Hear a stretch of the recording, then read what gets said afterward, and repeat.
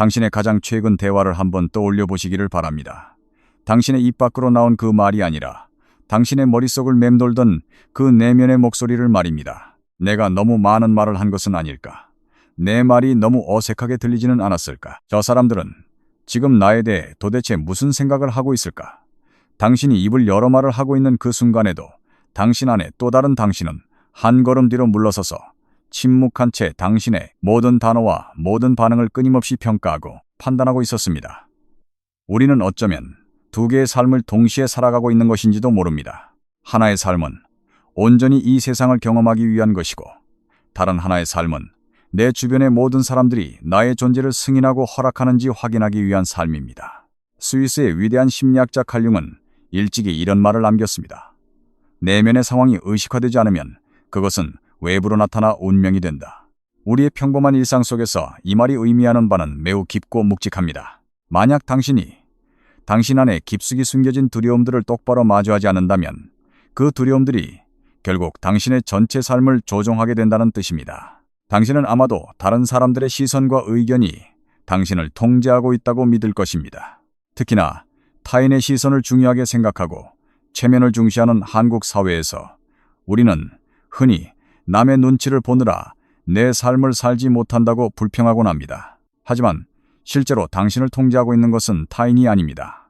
그것은 바로 어떻게든 타인에게 받아들여지고 싶고 칭찬받고 싶으며 스스로 충분히 가치 있는 사람으로 인정받고 싶어하는 당신 자신의 무의식적인 욕구입니다. 칼 융은 바로 이러한 무의식적인 욕구 때문에 너무나도 많은 현대인들이 자기 자신을 잃어버린 채 살아간다고 믿었습니다. 그들은 자기 내면의 진실에서 우러나오는 삶을 살지 않습니다. 대신 그들은 부모님으로부터, 우리가 속한 사회로부터, 그리고 과거의 아픈 경험들로부터 흡수하고 빌려온 기대치들과 무의식적인 패턴들을 통해 살아갑니다. 시간이 흐르면서 그 외부의 목소리들은 너무나도 익숙해진 나머지 마침내 당신 자신의 진짜 목소리처럼 들리기 시작합니다. 칼 융은 이것을 가리켜 무의식이 당신의 운명을 지휘하는 상태라고 불렀습니다. 그렇기 때문에 오직 자기 자신에게만 집중하는 것은 결코 이기적인 행동이 아닙니다. 그것은 오히려 시선을 내면으로 돌려 스스로에게 이렇게 묻는 것을 의미합니다. 나는 대체 왜 그들의 인정을 그토록 필요로 하는가? 왜 다른 사람의 의견이나 자신의 의견보다 내 삶에서 더 큰 무게를 차지하는가? 당신이 그 숨겨진 패턴들을 발견하고 의식의 수면 위로 끌어올릴 때까지 당신은 스스로 깨닫지도 못한 채 평생을 다른 사람들을 위한 연극 무대 위에서 살아가게 될 것입니다. 이 글을 통해 우리는 그 지독한 인정 욕구가 도대체 어디서부터 시작되었는지, 그리고 타인에게 빼앗겼던 당신의 소중한 주의력을 다시 당신 자신에게로 되찾아오는 것이 어떻게 당신이 본래 되어야 했던 진짜 당신으로 나아가는 첫걸음이 될 수 있는지 깊이 있게 파헤쳐 볼 것입니다. 첫 번째, 당신은 너무 많은 일을 해서 피곤한 것이 아닙니다. 당신은 끊임없이 연기하고 있기 때문에 지친 것입니다. 세상에는 아무리 육체적으로 무리하지 않아도 결코 풀리지 않는 종류의 깊은 피로감이 존재합니다. 당신은 오늘 마라톤을 뛰지도 않았고 밤을 새워가며 혹독한 육체 노동을 한 것도 아닙니다. 그저 아침에 일어나 출근을 하고 몇 통의 이메일에 답장을 하고 지루한 회의에 참석하고 점심을 먹고 동료들과 짧은 대화를 나누며 아주 평범하고 일상적인 하루를 보냈을 뿐입니다. 그런데도 저녁이 되어 집으로 돌아오면 당신의 몸과 마음은 이상할 정도로 완전히 방전되어 버립니다. 침대에 누워 천장을 바라보며 당신은 오늘 하루 동안 나누었던 대화들을 머릿속으로 끝없이 재생합니다. 그 사람이 내 말을 어떻게 생각했을까? 내가 너무 오버했던 것은 아닐까? 아니면 너무 소극적이었나? 내가 무언가 치명적인 말실수를 하지는 않았을까? 이것은 단순한 불안 증세가 아닙니다. 이것은 당신 삶의 중심이 당신의 내면에서부터 조용히 빠져나가 외부의 세계로 옮겨갔을 때 일어나는 매우 자연스러운 현상입니다. 칼 융은 우리가 다른 사람들의 눈을 통해 우리 자신의 가치를 측정하고 평가하기 시작하는 그 순간, 우리는 내면의 안정감을 유지할 수 있는 가장 깊은 원천을 스스로 포기하는 것이라고 믿었습니다. 당신의 삶은 더 이상 당신의 진정한 자아에 의해 안내를 받지 못합니다. 대신 당신의 삶은 오직 외부의 반응들에 의해 이리저리 휘둘리게 됩니다. 누군가의 가벼운 칭찬 한마디 메시지에 대한 늦은 답장 스쳐 지나가는 차가운 눈빛, 또는 무심코 던진 날카로운 말 한마디가 당신의 하루를 천국과 지옥으로 오가게 만듭니다. 한번 주의 깊게 관찰해 보십시오. 다른 사람의 칭찬은 금세 잊혀지고 사라지지만 단 한 번의 어색했던 순간이나 수치스러웠던 기억은 며칠 심지어 몇 달 동안이나 당신의 마음속에 머물며 당신을 괴롭힙니다. 그것이 바로 당신의 내면의 나침반이 더 이상 당신의 안쪽을 가리키지 않을 때 벌어지는 비극입니다. 하지만 여기서 대부분의 사람들이 평생을 가도 결코 깨닫지 못하는 무서운 진실이 하나 있습니다. 지금 이 순간 당신을 끊임없이 평가하고 판단하고 있는 그 목소리들은 사실 지금 당신 눈앞에 서 있는 사람들의 목소리가 아니라는 것입니다. 당신이 메시지 전송 버튼을 누르기 전에 수십 번씩 썼다 지우기를 반복하며 망설일 때, 또는 많은 사람들이 모인 방 안에서 스스로 입을 닫고 침묵을 선택할 때 당신이 진정으로 두려워하며 듣고 있는 그 목소리의 주인공은 과연 누구입니까? 만약 당신이 스스로에게 진실해진다면 그 목소리는 아주 오래전 과거의 누군가로부터 온 것임을 알게 될 것입니다. 당신의 사소한 실수에도 엄격하게 꾸짖고 비난했던 부모님, 당신을 친구들 앞에서 부끄럽게 만들었던 선생님, 혹은 있는 그대로의 내 모습을 보여주었다가 끔찍한 상처와 대가를 치러야만 했던 어린 시절의 어느 뼈아픈 순간일지도 모릅니다. 칼 융은 그러한 고통스러운 경험들이 우리 안에서 결코 흔적도 없이 사라지지 않는다고 말했습니다. 그 경험들은 모두 우리의 깊은 무의식의 일부가 됩니다. 당신이 한때 그토록 기쁘게 해주고 싶었고 인정받고 싶어 했던 그 과거의 사람들은 이제 당신의 마음속으로 이사를 와서 영원히 살게 됩니다. 그리고 그들의 목소리는 점차 당신 자신의 목소리와 섞여 구별할 수 없게 되어버립니다. 그래서 당신은 더 이상 현실 세계의 타인들을 위해 연기하고 있는 것이 아닙니다. 당신은 지난 수년 수십 년 동안 당신의 마음속에 품고 다녔던 보이지 않는 유령 관객들을 위해 끊임없이 연극을 하고 있는 것입니다. 그렇기 때문에 단순히 주변 환경을 바꾼다고 해서 이 지독한 피로감과 불안감이 극적으로 변하는 경우는 거의 없습니다. 당신은 당신을 괴롭히는 유해한 인간관계를 끊어낼 수도 있고 직장을 그만두고 다른 도시나 나라로 훌쩍 떠나버릴 수도 있으며 당신을 지지하고 응원해주는 따뜻한 사람들로만 주변을 채울 수도 있습니다. 그럼에도 불구하고 그 똑같은 두려움과 불안은 어김없이 당신의 등 뒤를 따라다닙니다. 왜냐하면 당신을 짓누르는 그 관객들은 더 이상 당신의 밖에 존재하는 것이 아니라 당신의 마음속에 자리 잡고 당신과 함께 여행하고 있기 때문입니다. 저의 개인적인 시선으로 이 첫 번째 주제를 깊이 들여다보자면 한국 사회라는 특수한 맥락 속에서 이 연극의 피로도는 더욱 극명하게 드러난다고 생각합니다. 우리는 아주 어릴 때부터 눈치를 배우며 자랍니다. 부모님의 기분을 살피고 선생님의 의중을 파악하며 친구들 무리에서 튀지 않기 위해 본능적으로 나 자신을 깎아내고 둥글게 만드는 법을 터득합니다. 한국 사회에서 착한 아이라는 칭호는 종종 자신의 욕구를 가장 잘 억누르고 타인의 요구에 가장 잘 순응하는 아이에게 주어집니다. 이렇게 형성된 보이지 않는 억압은 성인이 되어서도 감정노동이라는 이름으로 우리의 일터와 일상을 지배합니다. 제가 만난 수많은 사람들은 자신이 진정으로 무엇을 원하는지조차 알지 못했습니다. 그들은 오직 남들에게 어떻게 보일까 하는 두려움 속에서 평생을 소모하고 있었습니다. 진정한 자아를 찾는 첫걸음은 내가 지금 무대 위에서 남의 대본을 읽고 있다는 사실, 그 자체를 처절하게 자각하는 데서부터 출발해야만 합니다. 당신의 피로는 육체의 피로가 아니라 영혼의 피로입니다. 어느 젊은 여성의 이야기를 상상해 보십시오.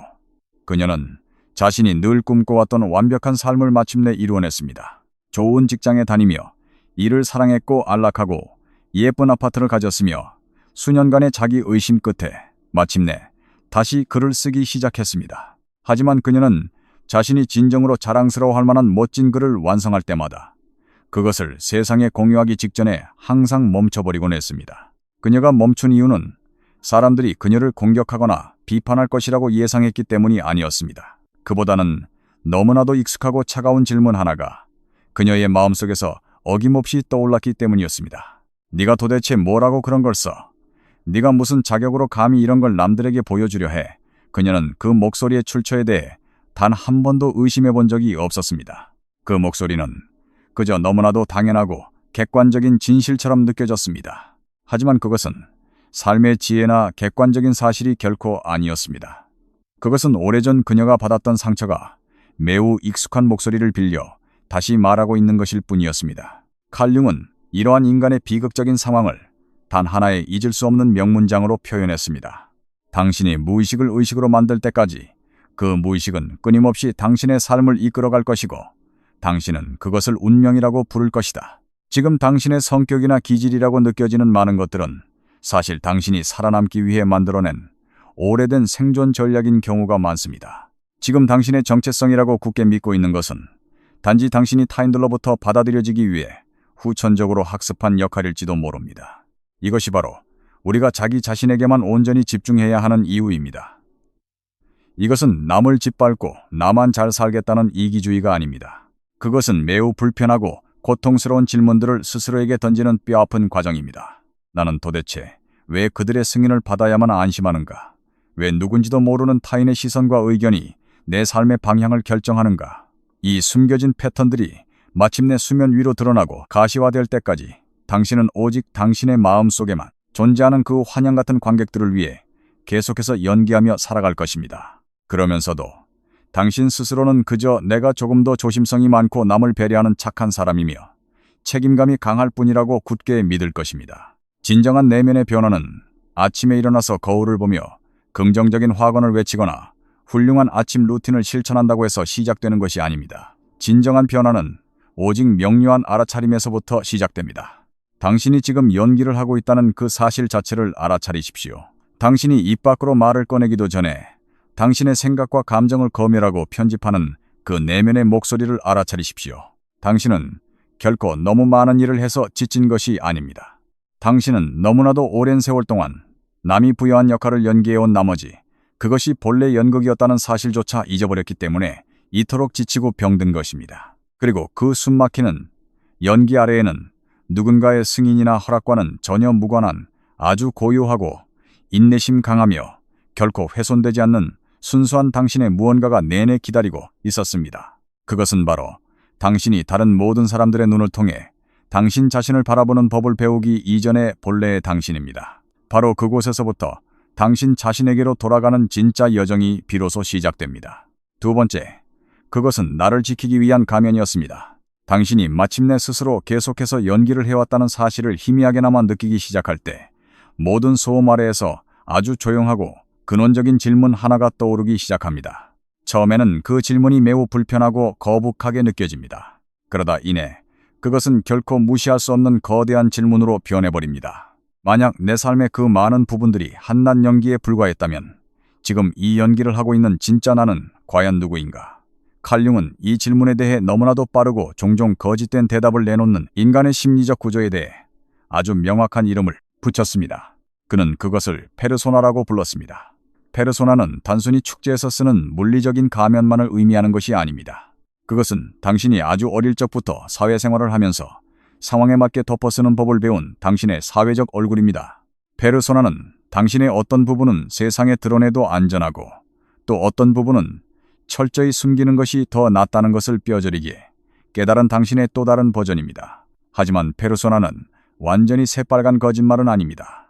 그것은 하나의 도구이자 심리적인 공학의 한 형태입니다. 그것은 당신이 복잡한 인간관계 사회의 기대치, 그리고 수많은 타인들로 가득 찬 방안을 끊임없이 부딪히고 피 흘리지 않으면서도 무사히 지나갈 수 있도록 도와준 아주 유용한 생존 기제였습니다. 아주 오랜 시간 동안 이 가면은 외부의 위협으로부터 당신의 연약한 자아를 지켜주고 보호해 주었습니다. 문제는 당신이 페르소나를 가지고 있다는 그 사실 자체가 아닙니다. 이 세상을 살아가는 모든 사람은 각자의 페르소나를 가지고 있습니다. 진짜 비극적이고 심각한 문제는 당신이 페르소나가 단지 생존을 위한 껍데기 도구일 뿐이라는 사실을 까맣게 잊어버리고 그것을 당신의 진짜 자아라고 착각하며 대하기 시작할 때 발생합니다. 칼융은 이렇게 적었습니다. 페르소나는 실제로는 그 사람 자신이 아니지만 자기 자신을 포함하여 주변의 모든 사람들이 그 사람이라고 굳게 믿고 있는 그 무엇이다. 이 문장의 의미를 아주 깊이 곱씹어 보아야 합니다. 페르소나는 결코 당신이 아닙니다. 그것은 단지 당신과 당신 주변의 모든 사람들이 암묵적으로 동의하여 당신이라고 대우하기로 약속한 허구의 정체성일 뿐입니다. 그리고 그 암묵적인 동의와 연극이 길어지면 길어질수록 그 가면과 진짜 얼굴 사이의 차이를 구별하는 것은 점점 더 고통스럽고 불가능에 가까워집니다. 마침내 가면과 얼굴은 피부처럼 하나로 들러붙어 같은 것으로 느껴지기 시작합니다. 이러한 상태는 우리에게 아주 특수한 형태의 지독한 피로감을 안겨줍니다. 이것은 며칠 밤을 새워서 일하거나 육체 노동을 해서 생기는 번아웃과는 차원이 다릅니다. 이것은 오직 타인에게 내가 어떻게 인식되고 있는지를 끊임없이 관리하고 통제해야 하는 데서 오는 영혼의 방전입니다. 당신은 누군가에게 말을 하기 전에 머릿속으로 수십 번 어조를 조정합니다. 대답을 하기 전에는 상대방의 표정을 살피며 나의 반응을 철저히 계산합니다. 그리고 당신의 마음속에서 일어나는 모든 충동을 오직 단 하나의 검열관에게 통과시킵니다. 과연 나의 이 행동과 말이 타인에게 긍정적으로 받아들여질 것인가? 이렇게 되면 당신이 맺는 모든 인간관계와 상호작용은 항상 두 개의 궤도로 위태롭게 굴러가기 시작합니다.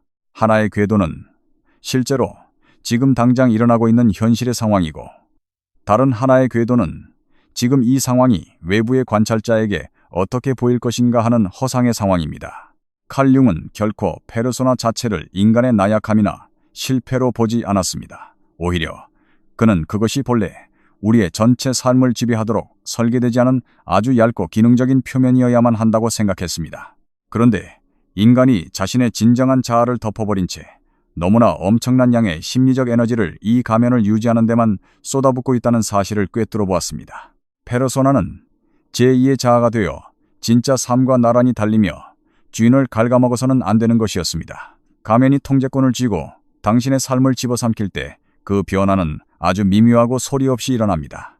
당신은 당신이 사회적으로 마땅히 생각해야만 하는 정답을 먼저 떠올리기 전까지는 당신이 실제로 무엇을 생각하고 느끼는지조차 확신하지 못하게 됩니다. 당신은 당신의 마음 깊은 곳에서 우러나온 진실된 의견 대신 어디선가 빌려온 듯한 안전한 의견만을 습관적으로 꺼내놓게 됩니다. 당신은 당신만의 고유한 취향을 가지려 하다가도 끊임없이 주변 사람들의 눈치를 살피며 나의 이 취향이 이 무리 속에서 안전한지 검열합니다. 당신은 어떤 감정을 강렬하게 느끼고 나서도 다른 사람들이 나의 그 감정을 승인해주고 허락해줄 때까지 기다립니다. 아주 천천히, 그리고 서서히 당신의 내면 세계는 삶을 주도하는 대신 당신의 사회적 연극을 뒤따라가며 복종하기 시작합니다. 그리고 이 지점에서 사람들을 가장 불안하고 절망하게 만드는 무서운 진실이 드러납니다. 당신은 마침내 당신이 실제로 무엇을 원하는지에 대한 접근 권한 자체를 영영 잃어버리기 시작합니다. 이것은 누군가가 당신을 악의적으로 속이거나 세뇌했기 때문이 아닙니다. 단지 당신이 스스로에게 나는 진정으로 무엇을 원하는가? 라는 질문을 던질 때마다 타인에게 받아들여질 수 있는 것은 무엇인가? 라는 강력한 필터를 거치는 훈련을 너무나 오랫동안 해왔기 때문에 마침내 그 두 개의 질문이 하나로 뒤섞여 버렸기 때문입니다. 당신은 더 이상 당신이 진정으로 원하는 것을 먼저 묻지 못합니다. 당신은 오직 이 상황에서 내가 원해도 안전한 것은 무엇인가를 묻고 있을 뿐입니다. 잠시 하던 일을 멈추고 이 무거운 진실 앞에 가만히 앉아보시기를 바랍니다. 당신이 평소에 당신의 취향이라고 믿고 있던 것들 중 진짜로 당신의 영혼이 선택한 것은 과연 몇 개나 됩니까? 당신이 좋아한다고 말하는 것들, 당신이 걸어가고 싶다고 말하는 인생의 진로들, 혹은 당신이 앞으로 이런 사람이 되고 싶다고 말하는 그 이상향들 중에서 온전히 당신의 의지로 선택된 것은 과연 얼마나 될까요? 반대로 오랜 세월 동안 타인의 승인과 기대치, 사회적 교정, 그리고 인정받지 못할지도 모른다는 두려움에 의해 형성된 것은 또 얼마나 될까요? 이것은 결코 당신의 나약함을 탓하거나 비난하려는 것이 아닙니다. 이것은 단지 가면에 잡아먹힌 거짓 자아와 당신의 진짜 자아 사이에 작지만 생명력 있는 틈을 만들어내기 위해 용심리학이 던지는 매우 진지하고 치열한 질문일 뿐입니다. 그리고 당신의 모든 새로운 삶은 바로 그 틈새에서부터 싹트기 시작합니다. 저의 고유한 시각으로 한국인들이 쓰는 이 가면의 무게를 잠시 생각해 보려 합니다. 우리에게는 체면이라는 아주 독특하고 강력한 페르소나가 존재합니다. 부모의 체면, 자식의 체면, 학교의 이름표, 직장의 직급이 곧 나의 얼굴이 됩니다. 우리는 명절에 친척들이 모이면 서로의 체면을 비교하고 평가하는 거대한 연극 무대에 오릅니다. 그 안에서 진정한 나는 철저히 숨겨져야만 합니다. 좋은 대학에 가지 못한, 나 번듯한 직장이 없는 나, 아직 결혼하지 못한 나는 체면을 구긴 죄인이 되어버립니다. 그래서 우리는 기꺼이 빚을 내서라도 화려한 페르소나를 구매하려 합니다. 인스타그램에 올라오는 화려한 호텔 빙수와 명품 가방은 어쩌면 현대 한국인들이 필사적으로 덧칠하고 있는 가장 슬픈 페르소나일지도 모릅니다. 하지만 칼 융의 철학이 우리에게 가르쳐주는 것은 페르소나를 당장 찢어버리라는 과격한 반항이 아닙니다.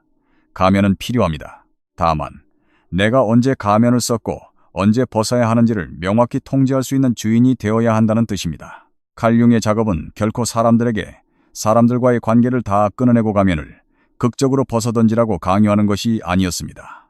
그는 가짜로 치장된 극단적인 진실성을 연기하는 것 역시 또 다른 종류의 교묘한 페르소나가 될 수 있다는 것을 잘 알고 있었습니다. 그의 접근 방식은 훨씬 더 고요하고 섬세하며 정확했습니다. 진정한 심리적 작업은 당신이 자신의 페르소나를 아주 투명하고 명료하게 바라보는 법을 배우고 무엇이 진정으로 나에게 속한 것이며 무엇이 그렇지 않은지를 날카롭게 구분해낼 수 있을 때 비로소 시작됩니다. 당신이 믿고 있는 가치관들 중에서 진실로 당신 영혼의 것인 것은 무엇이며 사회나 부모로부터 맹목적으로 물려받은 것은 무엇입니까? 당신이 살면서 선택했던 수많은 침묵들 중에서 당신이 지혜롭게 선택한 침묵은 어떤 것이며 오직 두려움 때문에 당신 대신 입을 틀어막은 침묵은 또 어떤 것입니까? 당신이 당신의 얼굴에 꽉 달라붙어 있던 페르소나를 아주 조금씩 느슨하게 풀기 시작할 때 찾아오는 그 거대한 불안감은 너무나도 생생하고 진짜입니다. 그것은 마치 발가벗겨진 채 벌판에 버려지는 듯한 치명적인 노출처럼 느껴질 수 있고 당신이 수십 년 동안 딛고 서 있던 단단한 땅이 발밑에서 흔들리고 무너져 내리는 것처럼 느껴질 수도 있습니다. 하지만 명심하십시오. 이 극심한 불안감은 결코 당신이 지금 잘못된 길로 가고 있다는 뜻이 아닙니다. 오히려 그것은 당신이 마침내 무언가 진짜이고 진실된 것에 가닿고 있다는 가장 확실한 증거입니다. 당신의 페르소나는 진정한 자아와 세상 사이에 두꺼운 거리를 둠으로써 당신을 안전하게 지켜주었습니다. 이제 그 거짓된 거리가 좁혀지고 진짜 자아가 세상과 부딪히기 시작할 때 격렬한 심리적 난기류가 발생하는 것은 너무나도 당연하고 자연스러운 과정입니다. 그러니 당장 정답을 찾으려 서두르거나 회피하지 말고 이 무거운 질문을 당신의 마음 깊은 곳에 씨앗처럼 심어두십시오. 당신이 오늘 하루 동안 의무적으로 해내고 있는 수많은 일들 중에서 진정으로 당신의 영혼에 중요하기 때문이 아니라 단지 그것을 멈추었을 때 수년 동안 당신의 머릿속에 살고 있던 그 환영 같은 타인들에게 변명을 해야 하는 것이 두려워서 하고 있는 일은 과연 몇 개나 됩니까? 이것은 결코 대답하기 쉬운 질문이 아니지만 당신의 남은 인생을 통째로 바꿀 수 있는 가장 정직하고 위대한 질문입니다. 자기 자신에게 온전히 집중한다는 것은 무엇을 쟁취하기 위해 행동을 시작하는 것이 아닙니다. 그것은 내 삶의 어떤 부분이 진정으로 나의 것이며 어떤 부분이 자신이 가면이라는 사실조차 잊어버린 채 나를 조종하고 있는 페르소나에 의해 운영되고 있는지를 명확하게 꿰뚫어 보는 시선에서부터 시작됩니다. 만약 당신의 내면 깊은 곳에 있는 무언가가 지금 이 순간 조용히 깨달음을 얻었다면 잠시 멈추고 당신의 진짜 마음을 마주하시길 바랍니다. 때로는 가장 위대한 첫걸음이 단지 진실된 무언가를 스스로 바라볼 수 있도록 허용하는 것일 뿐입니다. 비록 그것이 아직 당신 자신에게만 보일지라도 말입니다.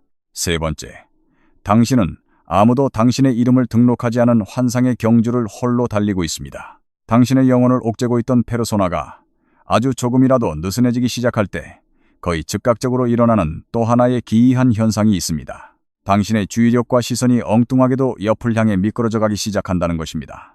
시선은 당신 자신이 걸어가야 할 고유한 길이 아니라 당신의 주변을 달리고 있는 다른 사람들을 향하게 됩니다. 나보다 사회적으로 훨씬 더 앞서 나가 있는 것 같은 친구, 더 나은 직장과 화려한 경력을 쌓아가고 있는 직장 동료 겉보기에는 모든 것이 완벽하고 부족함이 없어 보이는 사람들을 바라보며 당신의 마음속에는 아주 조용하지만 치명적인 생각 하나가 독버섯처럼 피어오릅니다.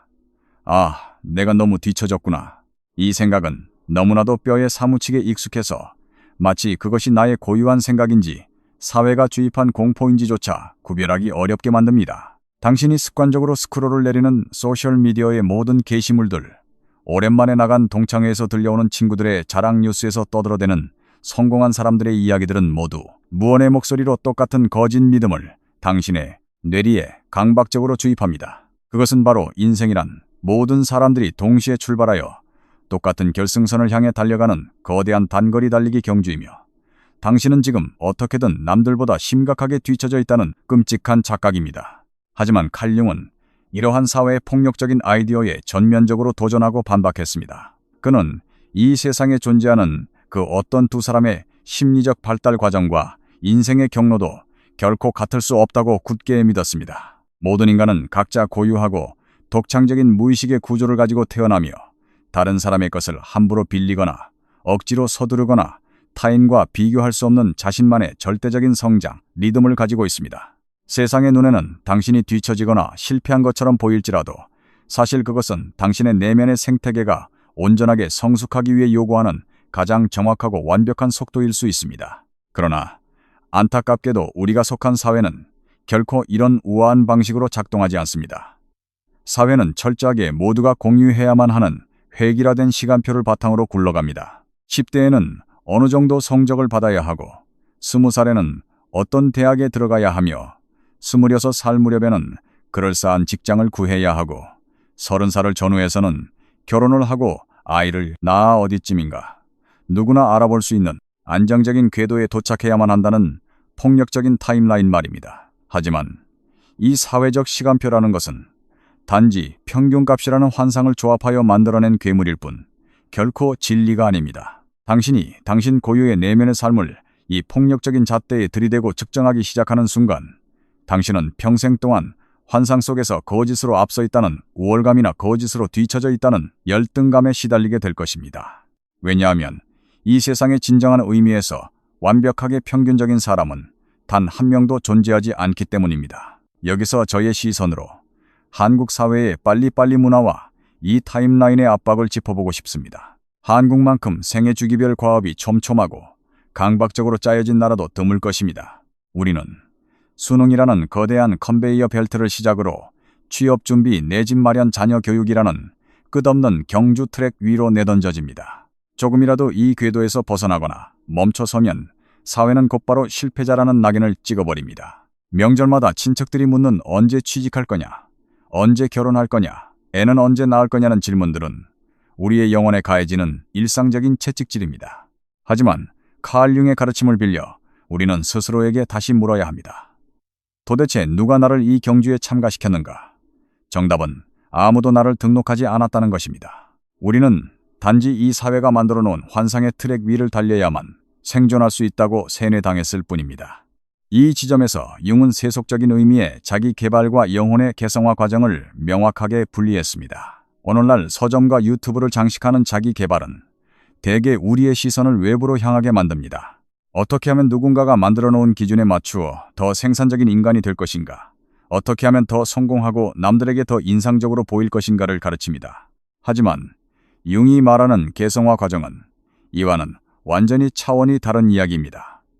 개성화는 평생에 걸쳐 자기 자신이 온전한 전체로 완성되어가는 거룩한 과정입니다.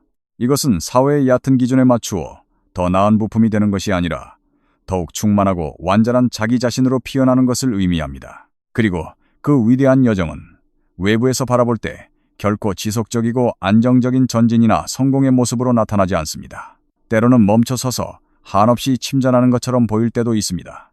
때로는 수년 동안 걸어왔던 방향을 완전히 반대로 틀어버리거나 남들이 부러워하는 완벽한 삶을 하루아침에 모두 내려놓아야 할 때도 있습니다. 왜냐하면 당신은 마침내 그 화려한 삶이 단 한 번도 진정으로 당신의 것이 아니었다는 뼈아픈 진실을 깨달았기 때문입니다. 바깥 세상의 피상적인 눈으로 볼 때 이러한 순간들은 영락없는 인생의 실패나 낙오처럼 보일 수 있습니다. 하지만 융의 깊은 시선으로 볼 때 이러한 멈춤과 방향 전환이야말로 인간이 경험할 수 있는 가장 깊고 위대한 형태의 영적 성장이었습니다. 수년 동안 자신이 인생의 낙오자라고 굳게 믿으며 방황했던 어떤 남자의 이야기를 상상해 보십시오.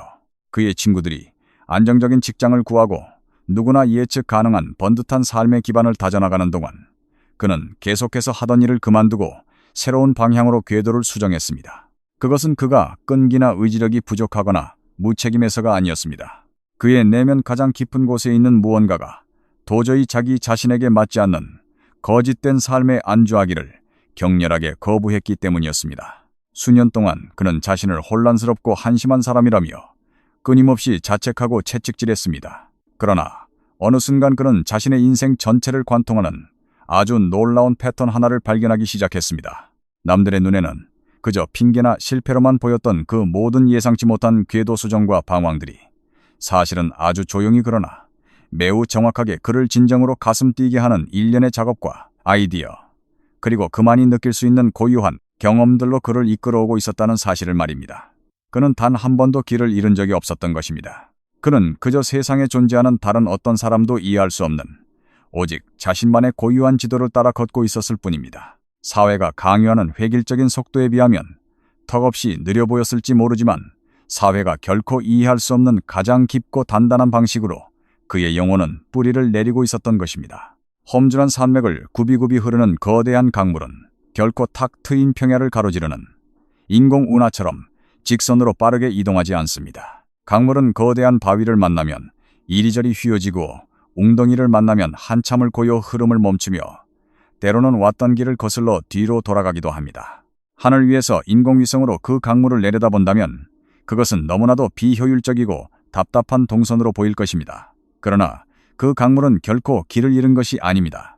강물은 주어진 자연의 지형 속에서 자신이 갈 수 있는 유일하고도 가장 완벽한 길을 따라 묵묵히 바다를 향해 나아가고 있을 뿐입니다. 당신의 인생 또한 이 강물의 여정과 조금도 다르지 않습니다. 칼 융은 이 신비로운 과정을 다음의 숭고한 문장으로 아름답게 포착해냈습니다. 인생의 가장 위대한 특권은 당신이 진정으로 누구인지를 깨닫고 그 존재가 되는 것이다. 여기서 그가 사용한 특권이라는 단어의 선택을 주목해 보시기를 바랍니다. 의무나 숙제가 아니라 특권입니다. 그러나 안타깝게도 세상의 대부분의 사람들은 죽는 날까지 이 위대한 특권을 자신의 것으로 주장하지 못한 채 생을 마감합니다. 왜냐하면 그들은 평생 동안 남들이 되어야 한다고 말하는 그 가짜 정체성이 되기 위해 발버둥 치느라 자신의 모든 에너지를 소진해버리기 때문입니다. 모든 사람들에 대한 강박적인 집착을 내려놓고 남들의 시선을 지워버리는 작업은 바로 이 지점에서 진정으로 시작됩니다. 이것은 주변 사람들을 무례하게 무시하거나 세상을 등지고 깊은 산속으로 숨어 들어가라는 뜻이 아닙니다. 그것은 남들이 만들어 놓은 그 폭력적인 타임라인의 자를 부러뜨리고 더 이상 그것으로 당신의 신성한 삶을 함부로 측정하지 않겠다는 단호한 선언입니다. 당신은 더 이상 내가 남들보다 얼마나 뒤처져 있는가라고 묻는 대신 지금 내가 걷고 있는 이 길이 진정으로 내 영혼이 원하는 나의 길을 향해 가고 있는가라고 묻기 시작해야 합니다. 일단 이 질문이 당신 삶의 유일한 내비게이션이 되고 나면 남들이 뛰고 있는 그 경주는 더 이상 당신이 패배하고 나고한 고통스러운 공간으로 느껴지지 않습니다. 당신은 마침내 그 경주가 애초에 당신이 뛰어들 필요조차 없었던 당신과는 아무런 상관도 없는 남들의 잔치였음을 완벽하게 깨닫게 될 것입니다. 네 번째, 당신이 그토록 두려워하는 심판자는 저 바깥이 아니라 바로 당신의 마음속에 살고 있습니다.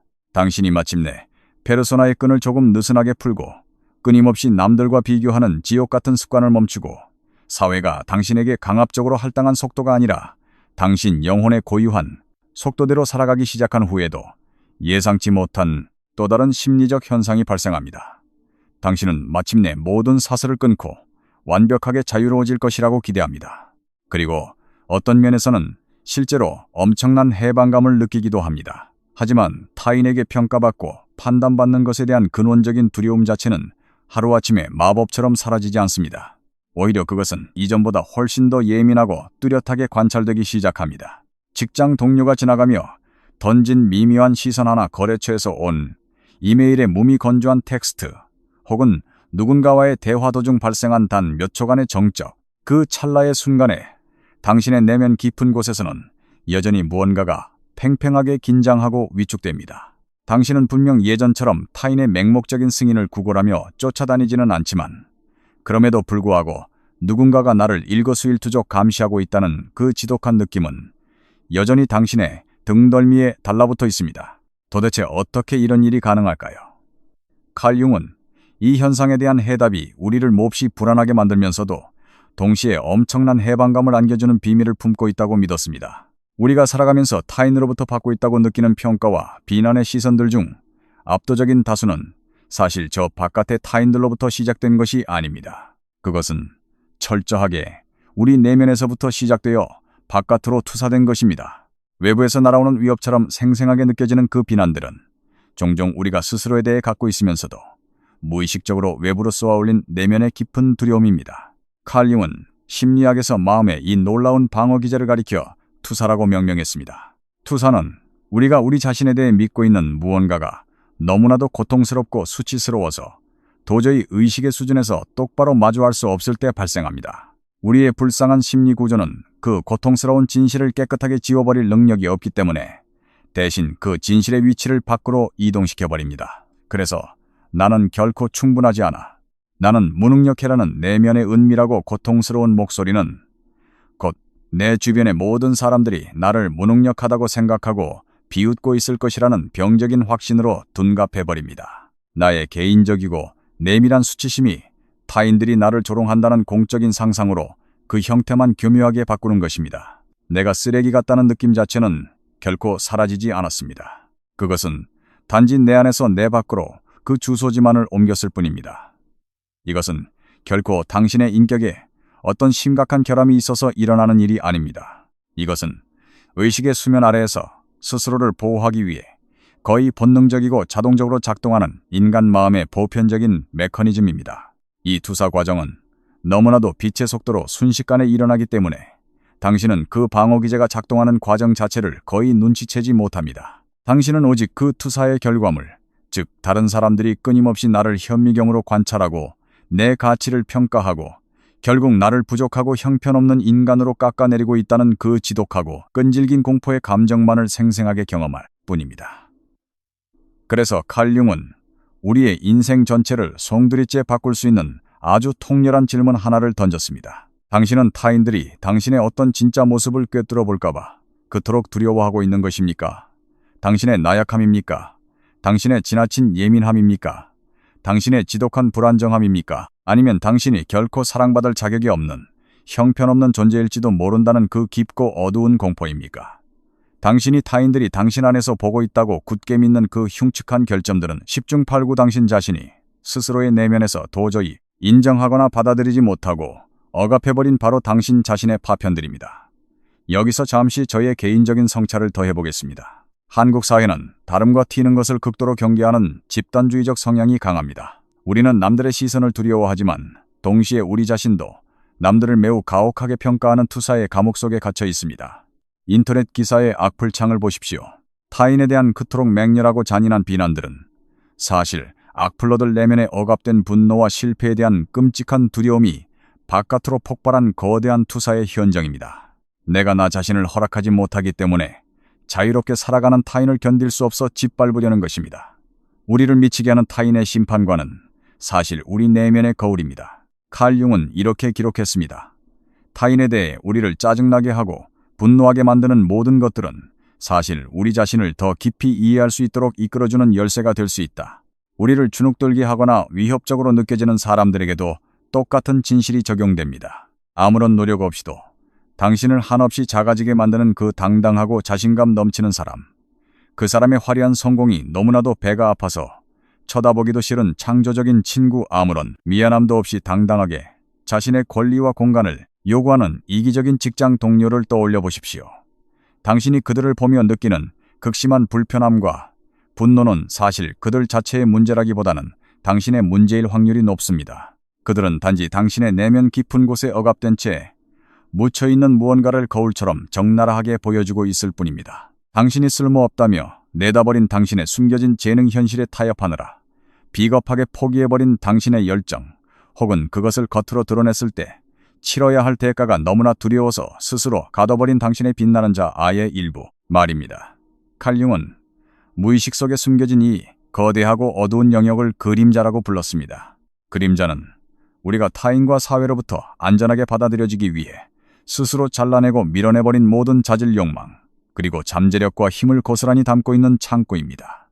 그것들은 당신이 버렸다고 해서 결코 소멸되거나 사라지지 않았습니다. 그것들은 단지 의식의 문을 닫고 무의식의 지하실로 내려가 당신이 전혀 알아차리지 못하는 사이에도 당신의 두려움 과민한 반응, 그리고 타인에 대한 잔인한 비판을 뒤에서 조종하고 있을 뿐입니다. 당신이 용기를 내어 당신 안의 그림자와 정직하게 직면하고 대화하기 시작할 때 당신 안에서는 아주 경이롭고 점진적인 변화가 일어납니다. 이것은 하룻밤 사이에 이루어지는 기적은 아니지만 매우 묵직하고 꾸준하게 진행됩니다. 다른 사람들의 시선과 의견이 당신의 영혼을 쥐고 흔들던 그 막강한 통제력을 서서히 잃어가기 시작합니다. 예전 같았으면 며칠 밤낮을 자책하게 만들었을 타인의 비난 섞인 말 한마디도 이제는 훨씬 더 빠르게 당신을 통과해 지나갑니다. 이것은 당신이 갑자기 감정이 없는 차가운 돌덩이가 되거나 타인에게 무관심해졌기 때문이 아닙니다. 이것은 당신이 이제껏 던져왔던 질문의 성격 자체가 완전히 달라졌기 때문입니다. 예전에 당신은 저 사람이 도대체 무슨 의도로 나한테 저런 말을 한 거지라며 외부를 향해 칼을 갈았다면 이제 당신은 그 사람의 저 말이 왜 내 마음의 가장 연약한 곳을 이토록 깊이 베고 들어왔을까라고 내면을 향해 지혜롭게 묻게 됩니다. 그 사람들이 나를 어떻게 생각할까라며 벌벌 떠는 대신 지금 내 안에 억압된 어떤 그림자가 저 사람을 통해 자극을 받고 깨어난 것일까?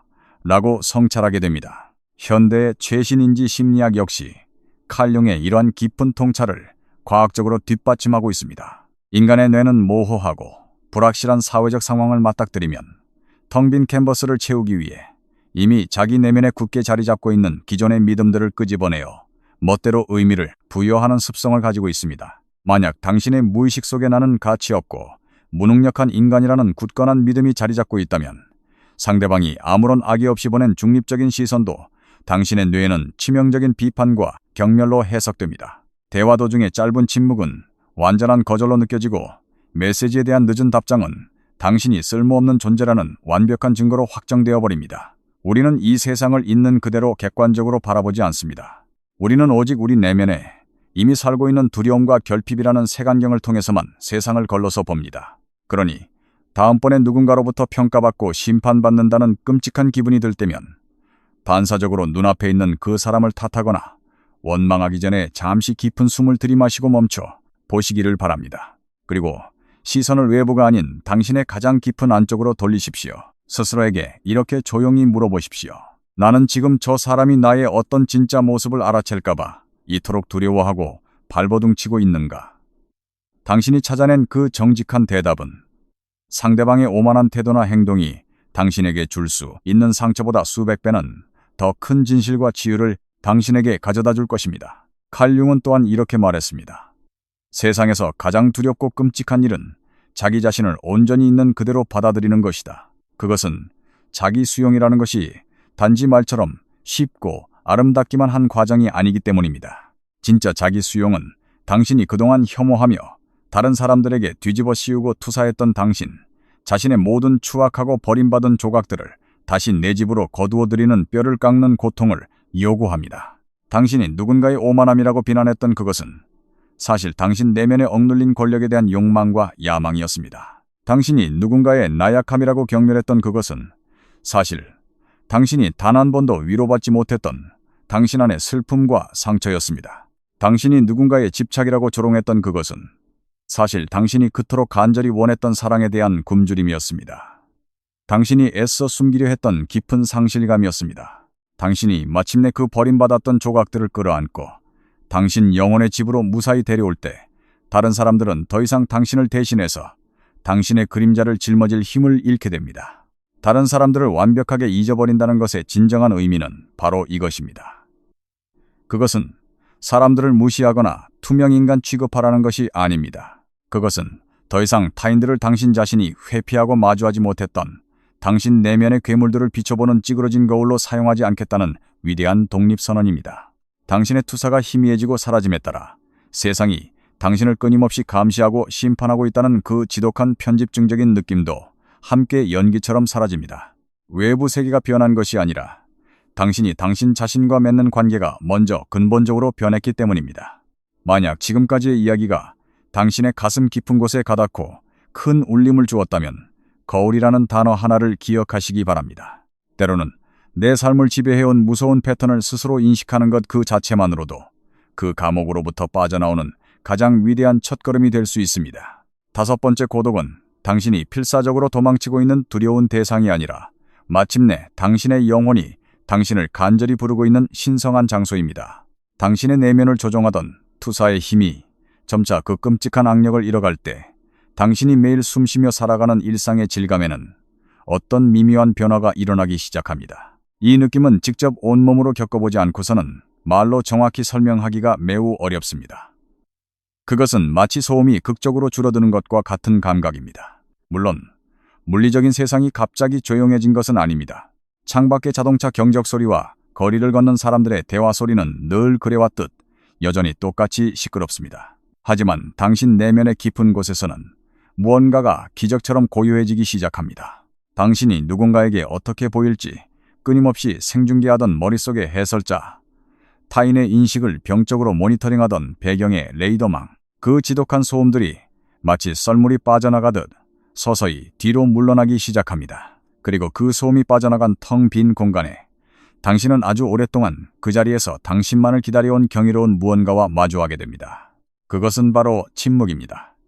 완벽한 내면의 침묵. 하지만 많은 현대인들에게, 특히 끊임없이 연결되어 있어야만 안심하는 한국인들에게 이 거대한 침묵을 처음 맞닥뜨렸을 때 느끼는 가장 강력한 본능은 그 공간을 당장 무언가로 다시 꽉 채워버려야 한다는 맹렬한 회피의 충동입니다. 우리는 곧바로 스마트폰을 집어들고 유튜브나 넷플릭스의 스크롤을 무의미하게 내리고 카카오톡 목록을 뒤져 누군가에게 말을 걸고 해야 할 업무를 억지로 만들어내고 뇌를 자극할 만한 자극적인 기사들을 찾아 헤맵니다. 우리의 무의식에서 무언가가 그 텅 빈 공간을 뚫고 수면 위로 올라오기 전에 어떻게든 길을 쓰고 다시 그 틈새를 시멘트처럼 메워버리려 안간힘을 씁니다. 왜냐하면 당신이 늘 도망치기만 했던 그 침묵 앞에 난생 처음으로 멈춰섰을 때 그것은 결코 아름다운 힐링이나 평화로 느껴지지 않기 때문입니다. 오히려 그것은 수십 년 동안 도대체 저 어둠 속에 무엇이 도사리고 있는지 똑바로 볼 수 없기 때문입니다. 칼 융은 현대인들이 내면의 침묵을 이토록 병적으로 두려워하고 회피하는 현상이야말로 현대인의 심리적 병폐를 가장 적나라하게 보여주는 강력한 증거라고 말했습니다. 사람들이 침묵을 두려워하는 이유는 침묵 그 자체가 어떤 악마적인 것이라서가 아닙니다. 사람들은 단지 내면의 고독을 피하기 위해 끊임없이 외부 세계와 연결되려 하는 강박적인 도피 행위를 자신이 사람들을 사랑하고 인간관계를 중시하는 따뜻한 사람이라는 긍정적인 특성으로 착각하는데 너무나도 능숙해졌기 때문입니다.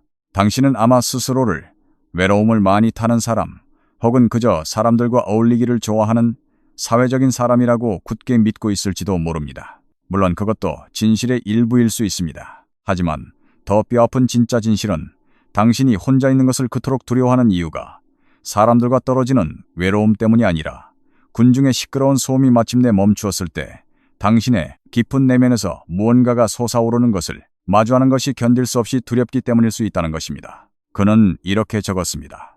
진정한 외로움이라는 것은 주변에 사람이 한 명도 없어서 생기는 물리적인 고립의 상태가 아니다.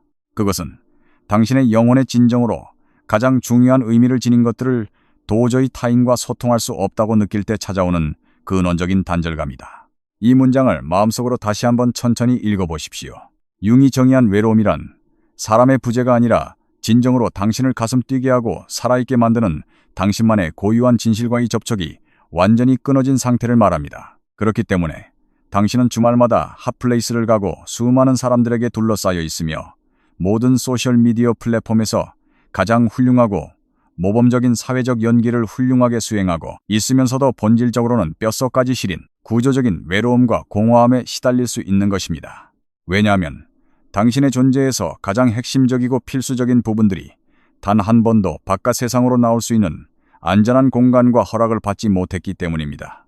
바깥의 군중과 쉴 새 없는 알람 소리들은 당신의 진짜 내면으로부터 시선을 돌리게 만드는 가장 완벽하고 유용한 진통제이자 마약이었던 것입니다. 그렇다면 진정한 고독이란 세상을 등지는 염세적인 은둔이나 도피가 아닙니다. 진정한 고독은 당신의 깊은 내면이 마침내 억압을 뚫고 정직하게 스스로의 목소리를 내기 시작할 수 있도록 허락해주는 유일하고도 필수적인 심리적 조건입니다. 인류 역사의 위대한 명상 전통 신화, 그리고 인간이 무엇이며 어떤 존재로 진화할 수 있는지 그 한계를 탐구했던 모든 문화권의 이야기들을 자세히 들여다보면 아주 소름 끼치도록 동일한 패턴 하나가 반복된다는 것을 알 수 있습니다. 모든 위대한 내면의 변형과 각성이 일어나기 전에는 반드시 철저한 사회적 격리와 고립의 시간이 선행되었습니다. 눈부신 깨달음의 빛이 쏟아지기 전에는 뼈를 깎는 척박한 사막의 시간이 있었습니다. 성서의 모세가 산에서 내려와 세상을 뒤바꿀 메시지를 전하기 전에는 누구와도 말 한마디 섞을 수 없는 고독한 마흔 밤낮을 캄캄한 산꼭대기에서 홀로 견뎌야만 했습니다. 고타마 붙다가 마침내 자신이 평생을 바쳐 찾던 진리를 깨닫기 전에는 세상의 모든 번뇌와 소음이 완벽하게 가라앉을 때까지 보리수나무 아래에 홀로 앉아 그 지독한 침묵과 싸워야만 했습니다. 평범한 애벌레가 아름다운 날개를 가진 나비로 완전히 부화하기 위해서는 그 누구도 대신 들어갈 수 없고 참견할 수 없는 캄캄한 고치 속에서 자신의 온몸이 액체로 완전히 녹아내려 산산조각 나는 고통스럽고 철저한 해체의 과정을 거쳐야만 합니다.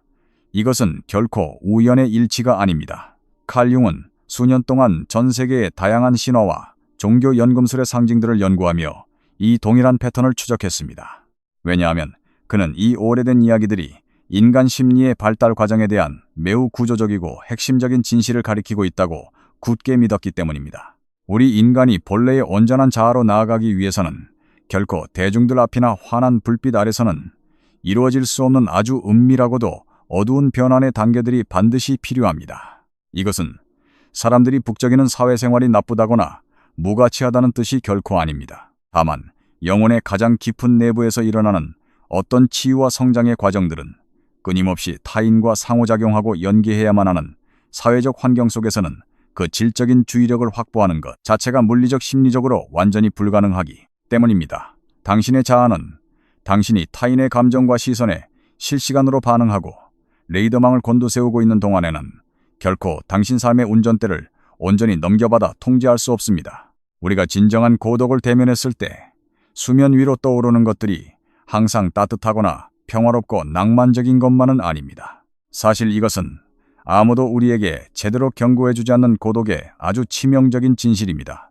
쉴 새 없이 몰아치는 바쁜 일정들 아래에 사람들의 환심을 사려는 당신의 그 훌륭한 연기 아래에 그리고 화려하고 유쾌한 사회적 리듬의 저 밑바닥에는 아주 오랫동안 세상에 소음이 잠시 멈추기만을 숨죽여 기다려온 무겁고 거대한 질문들이 도사리고 있습니다. 당신이 억지로 짓누르고 부정해왔던 강렬한 원초적 욕망들, 이유를 알 수 없이 불쑥불쑥 찾아와 당신의 가슴을 먹먹하게 만들었던 깊은 슬픔과 우울의 응어리들, 당신 스스로 의식조차 하지 못한 채 수년 동안이나 당신의 중요한 인생 결정들을 물밑에서 암암리에 조종해왔던 오래된 상처의 잔해들 말입니다. 칼 융은 이러한 어두운 그림자들의 출현을 결코 정신병이나 신경증적 붕괴로 보지 않았습니다. 오히려 그는 그것을 영혼이 온전한 전체성을 회복해가는 위대한 완성의 과정으로 존중했습니다. 그가 이해한 영혼이라는 것은 결코 바깥 세상의 소음을 뚫고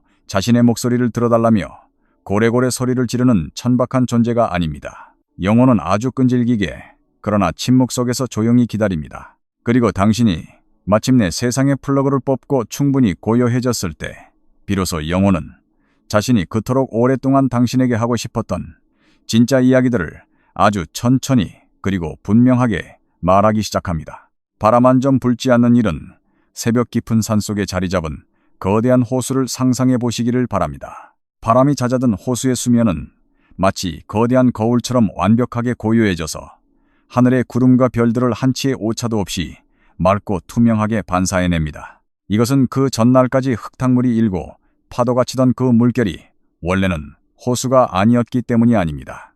단지 그 완벽한 정적과 고요함이야말로 호수의 그 아득한 깊이와 본질을 시각적으로 드러낼 수 있는 유일한 물리적 조건이기 때문입니다. 고독은 바로 이 호수의 정적과도 같습니다. 고독 자체가 물이거나 호수의 깊이인 것은 아닙니다. 고독은 단지 그동안 바쁜 일상 속에 가려져 있던 당신 내면의 거대한 깊이와 심연을 마침내 선명하게 바라볼 수 있도록 만들어주는 필수적인 환경일 뿐입니다.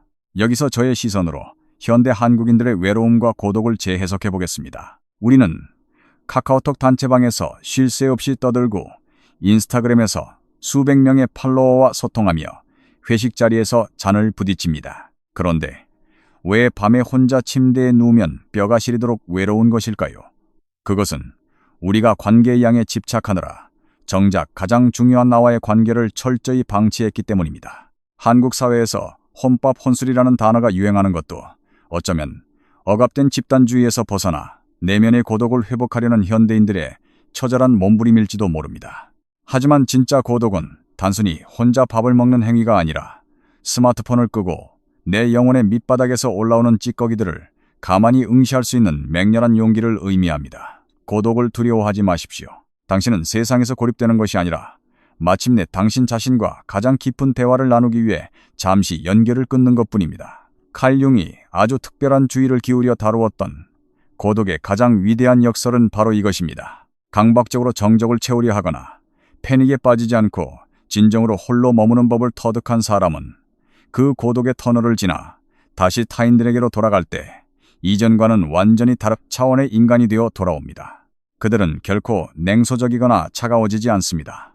오히려 그들은 이전보다 훨씬 더 현존하며 온기를 품고 진정으로 다른 사람 곁에 머물 수 있게 됩니다. 왜냐하면 그들은 더 이상 자기 내면의 두려움과 결핍을 회피하기 위해 다른 사람들을 감정적인 도구나 방패막이로 사용하지 않기 때문입니다. 그들은 상대방이 나를 위해 어떤 유용한 기능을 수행하거나 나를 안심시켜 주기를 기대하지 않은 채 그저 그 사람의 곁에 가만히 앉아 있어 줄 수 있습니다. 그들은 머릿속으로 내 대답을 계산하거나 상대의 말을 평가하지 않고 온 마음을 다해 진정으로 경청할 수 있습니다. 그들은 사람들의 시선을 통제하고 방 안의 분위기를 관리하려 들지 않고도 편안하게 그 공간에 존재할 수 있습니다. 그러므로 진정한 고독은 당신을 사람들과 단절시키는 감옥이 아닙니다. 그것은 당신이 마침내 사람들을 조작하거나 이용하지 않고 있는 그대로의 그들을 온전하게 만날 수 있는 성숙한 능력을 길러주는 성전입니다. 당신이 더 이상 타인에게 인정받기 위해 매달리지 않고 자신을 그들의 눈에 비춰 반사하려 하지 않으며 당신 안에서 미처 해결하지 못한 두려움과 그림자를 타인이 대신 짊어지도록 강요하지 않을 때 비로소 인간관계에서 가장 희귀하고 경이로운 무언가가 가능해집니다. 그것은 바로 진정한 접촉입니다. 두 개의 허구적인 페르소나가 부딪히는 얄팍한 마찰이 아니라 껍데기를 벗어던지고 진짜로 그곳에 존재하는 두 영혼 사이에 진실하고도 충만한 연결 말입니다.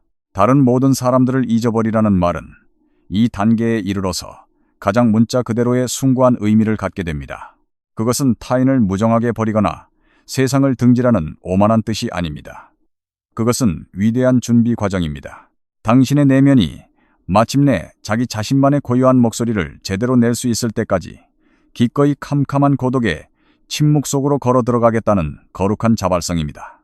바깥 세상이 무가치해서가 아니라 당신이 스스로의 깊은 내면에 머물며 무엇이 진정으로 참되고 가치 있는 것인지 스스로 깨닫기 전까지는 결코 세상에 그 어떤 진짜도 내어줄 수 없기 때문입니다.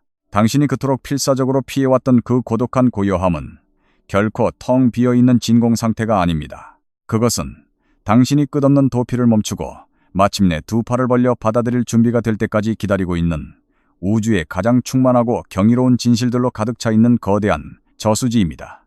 여섯 번째, 당신의 귀중한 에너지가 더 이상 외부 세계로 무의미하게 새어나가기를 멈출 때 일어나는 일. 영혼을 향한 이 깊은 여정에는 아주 고요하고 미묘해서 자칫하면 눈치채지 못하고 지나가기 쉬운 특별한 단계가 하나 존재합니다. 왜냐하면 이 단계는 요란한 축포나 극적인 사건으로 자신의 도착을 알리지 않기 때문입니다. 여기까지 오면서 당신은 스스로 훌륭하게 연기하고 있던 가짜 모습을 알아차렸습니다. 당신의 얼굴에 씌워져 있던 페르소나의 실체를 정직하게 꿰뚫어 보았습니다. 단 한 번도 당신의 것이 아니었던 폭력적인 사회의 타임라인을 기준으로 당신의 신성한 삶을 함부로 난도질하는 짓을 멈추었습니다. 당신이 그토록 끔찍하게 두려워했던 타인의 심판과 비난의 시선이 사실은 당신 자신의 내면의 두려움이 만들어낸 투사된 그림자였다는 것을 깊이 깨달았습니다. 심지어 당신은 내면의 적막과 침묵이 찾아왔을 때 패닉에 빠져 도망치는 대신 그 자리에 고요히 머물며 그것과 마주하는 법을 배웠습니다. 하지만 그럼에도 불구하고 당신의 심리구조 가장 밑바닥에는 아직 해결되지 않은 끈질긴 잔재 하나가 남아 있습니다. 당신이 직장에서 멋진 아이디어를 제안하거나 정성 들여 완성한 결과물을 사람들에게 보여주거나 혹은 사석에서 당신의 깊은 속마음을 누군가에게 털어놓을 때 당신의 말이 미처 다 끝나기도 전에 당신 안의 어떤 부분은 이미 무언가를 초조하게 기다리며 귀를 기울이고 있습니다. 그것은 당신 자신의 당당한 목소리가 아니라 그것을 듣고 있는 사람들의 반응을 감지하기 위한 레이더입니다. 물론 당신은 예전처럼 타인의 인정을 받기 위해 비굴하게 쫓아다니거나 당신의 영혼을 팔지는 않지만 수면 아래 어딘가에서는 여전히 오래된 질문 하나가 당신의 발목을 잡고 있습니다. 나의 방금 이 행동이 저들에게 잘 받아들여졌을까?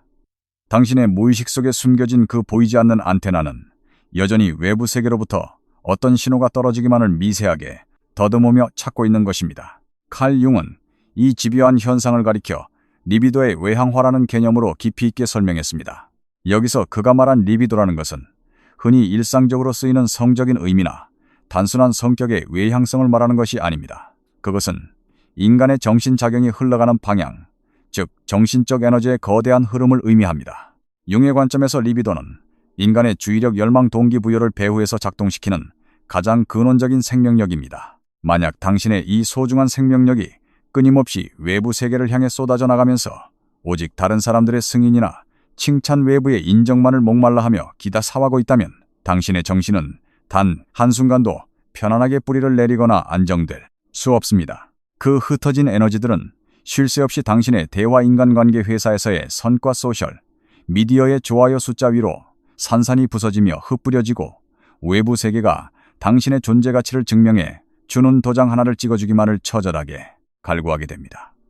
이것은 결코 당신이 도덕적으로 타락했거나 성숙하지 못해서 일어나는 일이 아닙니다.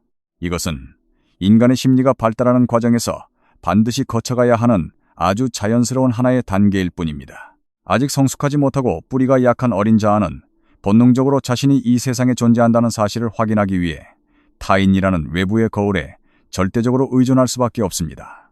자기 자신이 스스로의 온전한 증인이 될 수 있을 만큼 단단해지기 전까지는 반드시 나를 비춰줄 타인의 눈동자가 필요한 법입니다. 진짜 문제는 우리가 그 출발선에서 시작했다는 사실이 아니라 어른이 되어서도 영원히 그 유아적인 단계에서 벗어나지 못한 채 성장을 멈춰버린다는 것에 있습니다. 거센 비바람이 몰아치는 허허벌판 위에 위태롭게 서 있는 작은 촛불 하나를 상상해 보시기를 바랍니다.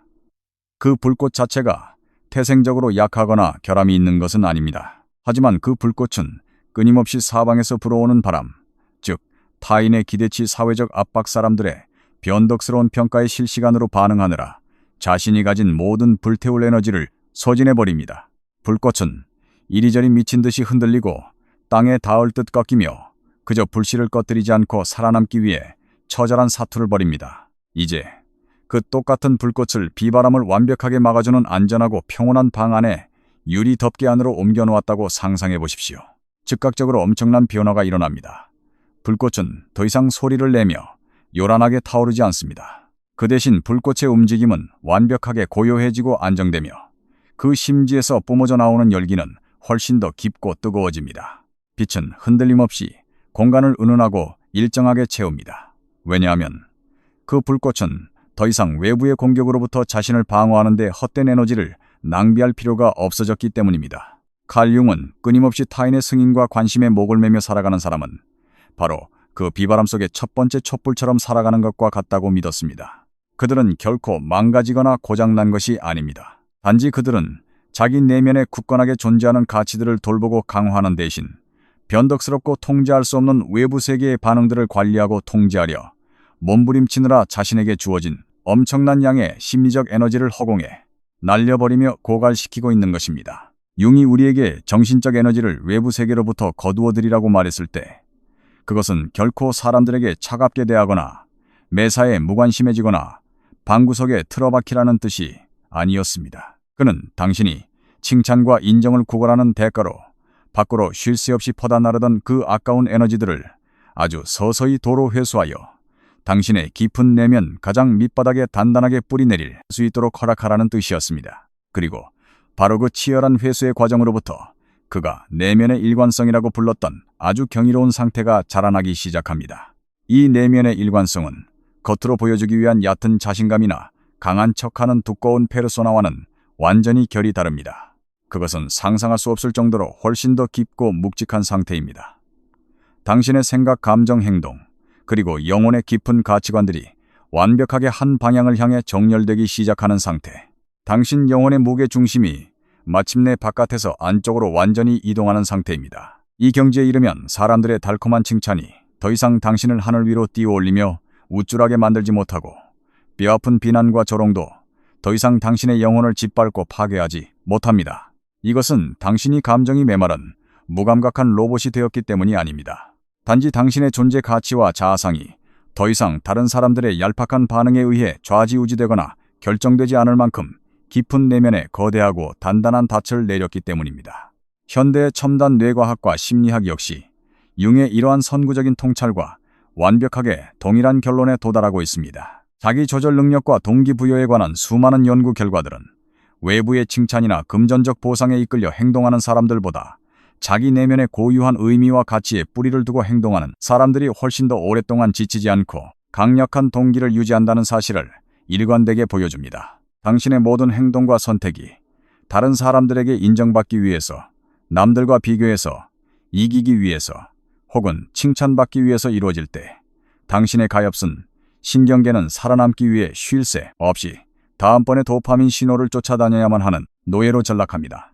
칭찬이 끊어지는 그 순간 당신을 움직이던 모든 동력은 거짓말처럼 사라지고 당신은 허무의 나락으로 떨어집니다. 하지만 반대로 당신의 행동이 오직 당신 개인이 깊게 품고 있는 가치관과 의미로부터 피어날 때 그 행동 자체는 영원히 마르지 않는 자가 발전소가 됩니다. 당신의 에너지는 더 이상 밖으로 줄줄 새어나가지 않습니다.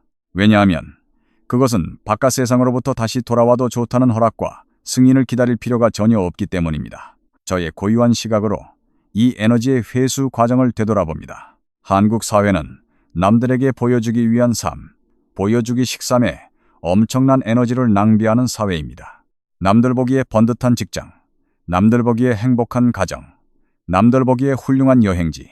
우리는 나의 만족이 아니라 타인의 부러움을 사기 위해 천문학적인 심리적 리비도를 바깥으로 태워버립니다. 그 결과 세계 10위권의 경제 대국임에도 불구하고 우울증과 자살률은 1위를 기록하는 기형적인 고통을 겪고 있습니다. 에너지가 밖으로 다 새어버려 정작 나를 돌볼 에너지가 한 방울도 남아있지 않은 것입니다. 우리는 이제 밖으로 향한 카메라 렌즈의 방향을 나 자신에게로 돌려야 합니다. 남의 부러움이 아니라 스스로의 충만함을 연료로 삼는 법을 배워야 합니다. 그것이 진정한 에너지의 전환입니다. 당신은 이 놀라운 내면의 변화를 아주 사소하고 일상적인 순간들 속에서 가장 먼저 눈치채게 될 것입니다. 당신은 직장에서 업무를 하나 끝마치고 나서도 다른 동료들이나 상사가 그것을 어떻게 평가할지 강박적으로 쳐다보며 안절부절못하지 않게 됩니다. 어떤 중대한 결정을 내렸을 때 주변의 친구들이나 가족들이 그것을 칭찬하고 지지해주기 전부터 이미 당신 내면에서 그것이 완벽하게 옳다는 충만한 느낌을 받게 됩니다. 다른 사람들의 칭찬을 들으면 기분 좋은 보너스일 뿐 더 이상 그것이 당신의 가치를 측정하는 절대적인 기준이 되지 못합니다.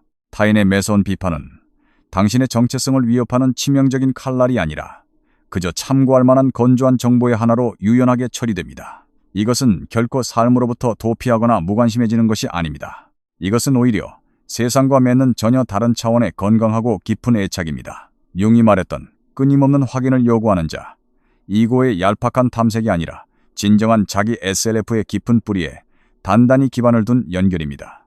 그리고 바로 이 지점에서 칼융이 남긴 가장 위대하고 아름다운 역설 중 하나가 찬란하게 빛을 발합니다.